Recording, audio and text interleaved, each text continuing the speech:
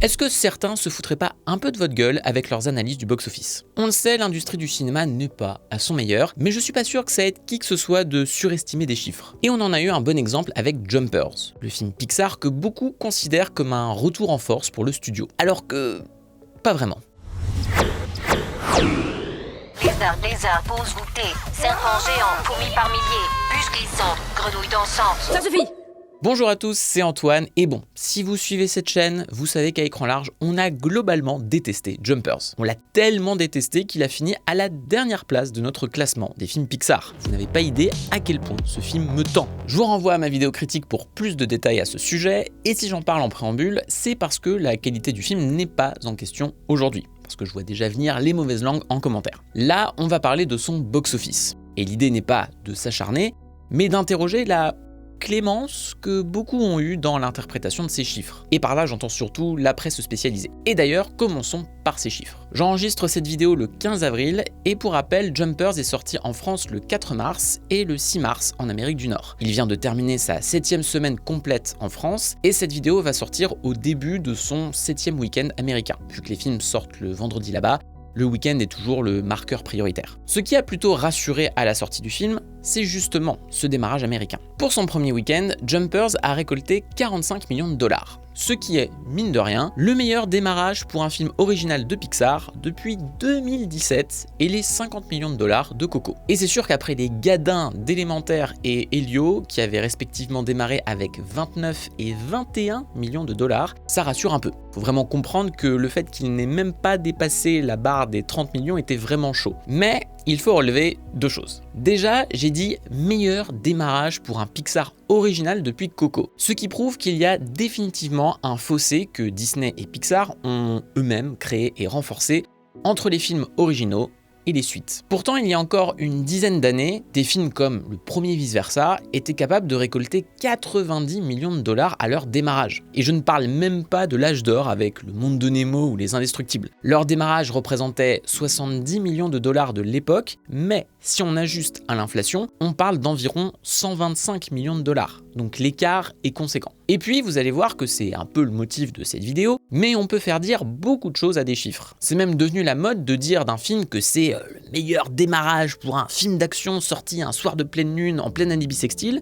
mais ça sert surtout à cacher la misère. D'ailleurs, le comparo avec Coco fait mal si on y regarde de plus près. Coco était sorti pendant le week-end de Thanksgiving, soit un week-end de 5 jours pour les Américains. Le film était donc sorti un mercredi, et sur ces 5 jours, il avait accumulé 72 millions de dollars. Les 50 millions que j'évoquais plus tôt, c'était la somme du vendredi au dimanche, qui aurait donc été plus importante s'il était sorti sur un week-end classique de 3 jours. C'est le genre de subtilités qui peuvent vite faire mal.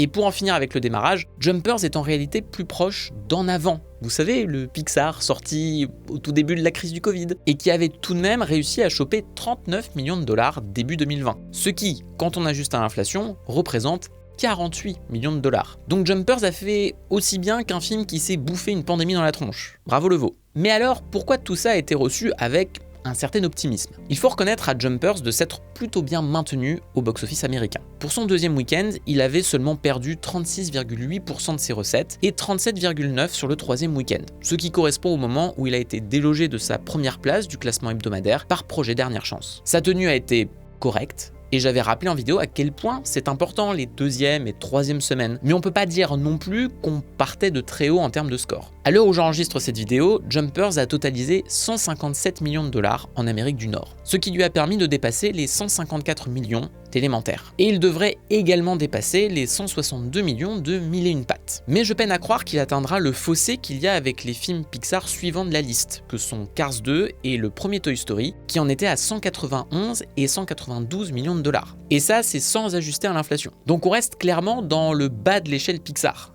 Et Jumpers a pour seul mérite d'avoir dépassé les pires fours du studio. Elio, Buzz l'éclair ou Le Voyage d'Arlo. Mais vous conviendrez que c'est un peu gagné dans un combat d'infirmes. D'autant que je disais que le film avait dépassé aux États-Unis Élémentaire. Mais on parle d'un autre cas vraiment particulier, qui lors de sa sortie avait beaucoup inquiété avec ce qui était alors le pire démarrage de l'histoire de Pixar. Sauf qu'Élémentaire a été au final un petit miracle. qui a rappelé que la force de Pixar réside dans le bouche à oreille de ses meilleurs films. Élémentaire a eu une tenue au box-office vraiment surprenante, en particulier à l'international, ce qui lui a permis d'atteindre un total mondial à 496 millions de dollars. On est pratiquement à la barre des 500 millions et c'était vraiment pas gagné. Il me semble impossible que Jumpers atteigne le même score, surtout maintenant que le terrain de l'animation tout public est trusté par Super Mario Galaxy, qui d'ailleurs, à simple titre de comparaison, a déjà amassé 630 millions de dollars en moins de 15 jours. Et puisqu'on a surtout comparé Jumpers au démarrage de Coco, c'est un bon exemple de ce qu'on attendait avant de Disney et Pixar. Puisque c'est avant tout à destination des familles, ce type d'animation grand public ne se repose jamais sur le méga succès du premier week-end. Ce sont des films qui durent dans le temps, qu'on va voir en famille, parfois des semaines après, ce qui a amené Coco à finir sa course avec 823 millions de dollars de recettes mondiales, dont une majorité à l'international. Pour l'instant, Jumpers a cumulé 197 millions de dollars à l'international, pour un total mondial à 354 millions. Ça le rapproche des 363 millions de Mille et une pattes et des 384 millions de Cars 3. Mais ça m'étonnerait qu'il dépasse la barre symbolique des 400 millions. Objectif financier que compte bien atteindre Écran Large pour dominer le monde et racheter les médias Bolloré, entre autres joyeusetés. Pour nous aider à préserver les médias indépendants comme le nôtre, vous pouvez vous abonner à notre site où on propose plusieurs formules avec des contreparties et ça nous aide à faire notamment ces analyses box-office qui ont l'air de vous plaire sur cette chaîne. Le lien est dans la description. Est-ce que, au fond, ce soutien un peu forcé de Jumpers par la presse spécialisée américaine ne reflète pas le délitement définitif de la marque Pixar? C'est ce qu'on pourrait penser si on regarde notamment le box-office français, où Jumpers totalise pour l'instant 1,2 million d'entrées. Il vient à peine de dépasser Elio, mais je doute qu'il atteigne les 3 millions d'entrées d'Élémentaire. Et bien sûr, on est à des années-lumière du récent Vice Versa 2 et ses 8,4 millions d'entrées. Parce qu'il est là aussi le problème. On parle depuis un moment de cette déliquescence de Pixar, mais le studio continue de signer de très gros cartons avec certaines de ses suites. En 2024, Vice Versa a établi un nouveau record dans l'animation et a amassé 1,7 milliard de dollars dans le monde. Et Jumpers sort en 2026 comme la prise de risque sacrifiable face à Toy Story 5, qui pourrait bien être l'un des plus gros films de l'année. Sauf qu'il y avait encore dans les années 2010 une uniformité du studio dans les recettes de ses films originaux et de ses suites, parce que la marque c'était Pixar et pas tellement Toy Story ou Les Indestructibles. Alors, pour être clair, Jumpers n'est pas un flop. Son budget est estimé à 150 millions de dollars et même si ça ne compte pas son budget marketing, il approche de son seuil de rentabilité, qui sera en plus largement compensé par les autres canaux de diffusion comme Disney+ par exemple. Pour rappel, il faut au moins doubler ce budget pour être rentable, vu que les exploitants de salles gardent en moyenne la moitié du prix d'un ticket de cinéma. Et encore, je schématise. Donc c'est pas un flop, mais c'est pas vraiment un succès. Je prendrai pas ce chiffre pour dire que c'est un échec. Ça n'a pas marché. En tout cas, on peut voir dans cette réception l'acceptation d'une nouvelle moyenne un peu triste. Le score de Jumpers, c'est la nouvelle médiane au box-office pour tout ce qui ne serait pas une suite chez Pixar. Sauf que Pixar a besoin d'œuvres originales qui peuvent devenir des phénomènes pour en faire des suites plus tard. Et on a un peu l'impression que la stratégie du studio est aujourd'hui de jeter les pattes contre le mur pour voir ce qui colle. Donc oui, de ce point de vue-là, Jumpers est un petit succès, mais il reste uniquement conditionné aux mégabits qui l'ont précédé, à commencer par Elio. Bien sûr, Disney vous dira que c'est le public qui vote avec son ticket de cinéma. Et même si on prône ce fait à Écran Large, les studios façonnent des habitudes de consommation, voire les forcent. Et souvent, c'est en refusant de voir plus loin que le bout de leur nez. Quand je disais que Jumpers a le meilleur démarrage depuis 2017 pour un film original du studio, c'est surtout parce que beaucoup de ces films ne sont pas sortis en salle. L'arrivée de Disney+ fin 2019 a eu pour hasard heureux ou malheureux, tout dépend de comment on le voit, de coïncider avec la crise sanitaire, alors que le studio misait sur l'expansion rapide de sa plateforme. Ça tombait bien, les gens étaient cloîtrés chez eux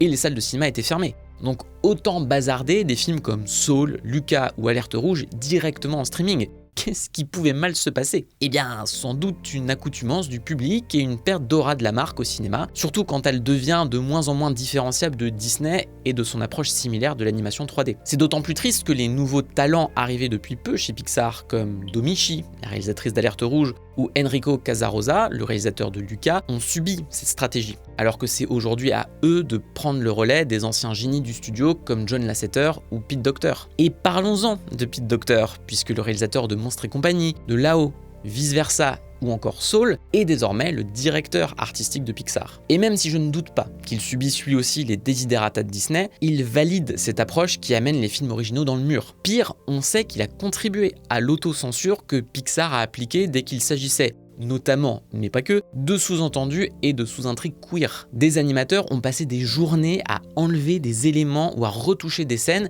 et je pense pas que c'était ça le rêve de gosse. Vice Versa 2 a supprimé toute ambiguïté sur l'homosexualité potentielle de Riley, la série Gagné ou Perdu a carrément coupé de ses storyboards un personnage transgenre, et Elio a été quasi refait dans son intégralité, notamment pour amoindrir là aussi le fait que le sentiment de non-appartenance du héros se traduisait par sa découverte difficile de son homosexualité. Un sujet qui tenait beaucoup au réalisateur Adrian Molina, le réalisateur de Coco, lui-même gay et qui a fini par carrément quitter le projet. Ce qu'on a aimé dans les classiques de Pixar, c'est la dimension très personnelle des histoires dépeintes et le rendu d'émotions tellement concrètes qu'elles deviennent paradoxalement universel. Le folklore mexicain de Coco en est un très bon exemple. Et c'est ce que Alerte Rouge et Lucas ont essayé d'amplifier, tout en étant tués dans l'œuf avec leur sortie sacrifiée. Alors, il est clair que la chasse aux sorcières anti-woke de l'administration Trump n'aide pas en ce moment, mais même avant sa réélection, Pixar s'est tiré une balle dans le pied en taisant ce qui a toujours fait, au fond, son identité. Récemment, dans une interview pour le Wall Street Journal, Pete Docter a essayé de justifier le remaniement massif d'Elio et de ses motifs LGBT en le formulant d'une manière qui nous a beaucoup énervé à la rédaction. Nous faisons un film, pas une thérapie à des centaines de millions de dollars. Au-delà du fait que ça sous-entend que l'homosexualité serait une question forcément thérapeutique à cacher au reste du monde, comment peut-on dire ça quand on est le mec qui a fait notamment un film sur l'équilibre difficile des émotions d'une préado et dont la suite, qui a rapporté, je le rappelle, 1,7 milliard de dollars, a pour principal enjeu narratif que cette même gamine apprenne à gérer son stress et une putain de crise de panique. Si les gens en redemandent, c'est justement parce que la force de Pixar, ça a toujours été cette dimension thérapeutique tête de buse. Par pitié, Pete, revois l'intro de là-haut, je sais pas.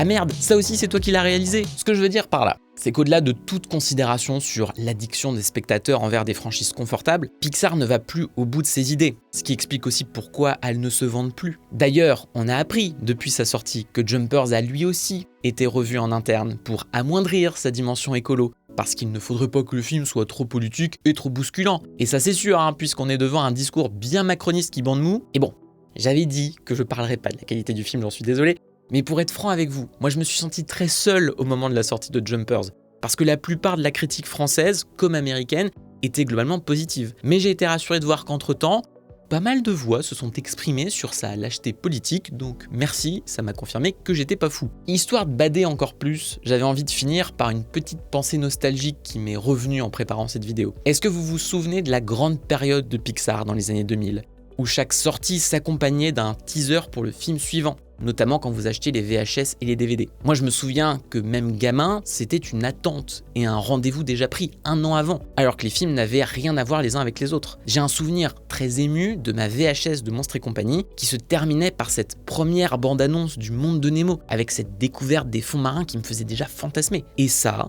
Pixar n'arrive plus à le créer. Est-ce que c'est trop tard pour changer ça? Est-ce que la concurrence comme Illumination ou DreamWorks a pris trop de place pour rendre à nouveau le studio exceptionnel et unique? Peut-être. Est-ce que ça m'empêchera de chercher ma dose de sucre nostalgique devant Toy Story 5 ou Les Indestructibles 3? Sans doute pas, mais c'est pas ça qui va aider des films comme Jumpers à redevenir de vrais succès. Et c'est sur cette note bien tristoune que je vais terminer cette vidéo. Mais comme d'habitude, vous savez, likez, partagez. Et si vous n'aviez pas vu ma critique au bazooka sur Jumpers, allez là. Et moi je vous dis à la prochaine. Ciao.